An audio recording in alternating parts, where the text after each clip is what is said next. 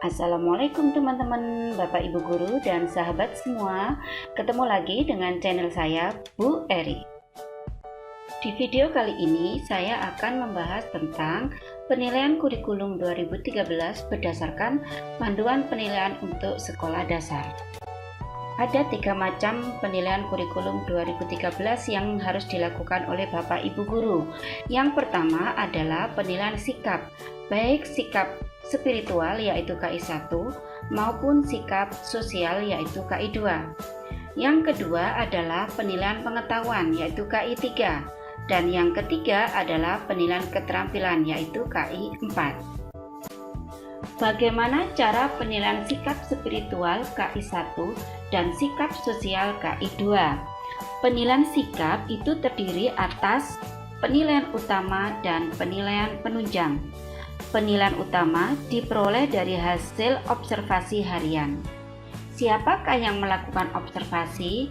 Ya, tentunya yang melakukan adalah guru kelas atau wali kelas, kemudian oleh guru mata pelajaran agama, oleh guru mata pelajaran PJOK, dan atau jika memungkinkan oleh pembina ekstrakurikuler. Nah, bagaimana cara melakukan observasi?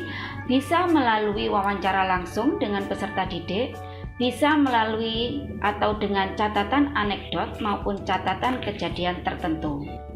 Kapan dilaksanakan observasi? Pastinya pada saat jam pembelajaran dan bisa juga di luar jam pembelajaran. Kemudian hasil observasi guru tadi dituangkan ke dalam jurnal yang tentunya formatnya sudah dipersiapkan oleh Bapak Ibu Guru sekalian. Nah, sedangkan untuk penilaian penunjang bisa dilakukan dengan 2 cara. Yang pertama yaitu penilaian diri, yang kedua penilaian antar teman. Perlu Bapak Ibu ketahui bahwa penilaian penunjang ini bisa dilakukan apabila diperlukan oleh guru untuk konfirmasi. Konfirmasi apa?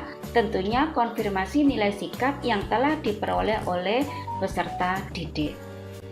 Bagaimana cara penilaian pengetahuan atau KI3? Nah, nilai pengetahuan atau KI3 dapat diperoleh dengan 3 cara. Yang pertama adalah tes tulis.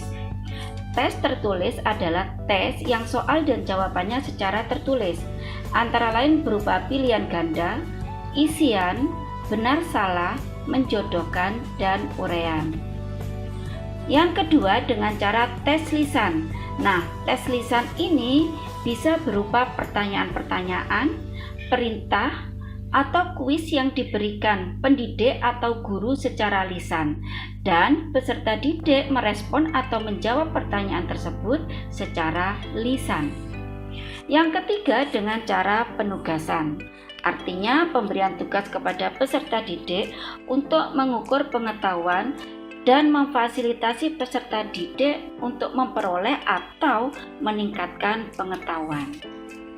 Tugas ini bisa dikerjakan secara individu atau kelompok sesuai dengan karakteristik tugas.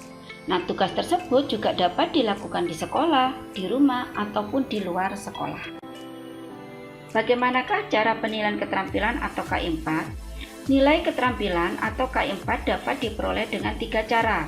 Yang pertama adalah penilaian kinerja.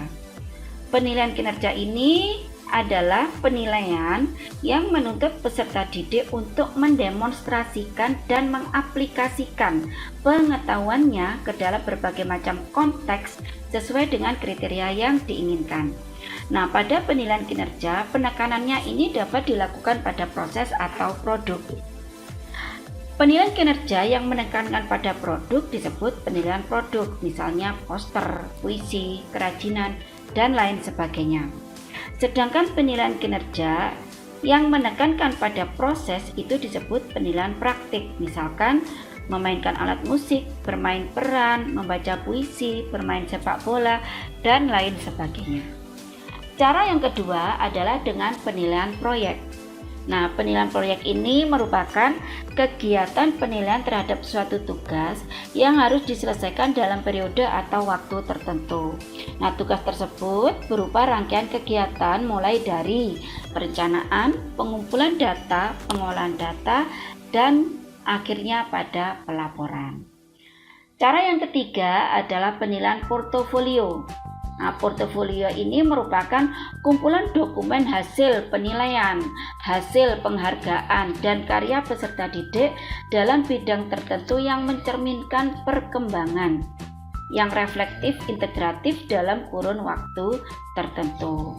Pada akhir periode, portofolio tersebut dinilai oleh pendidik bersama-sama dengan peserta didik dan selanjutnya diserahkan kepada pendidik pada kelas berikutnya dan dilaporkan kepada orang tua sebagai bukti autentik perkembangan peserta didik.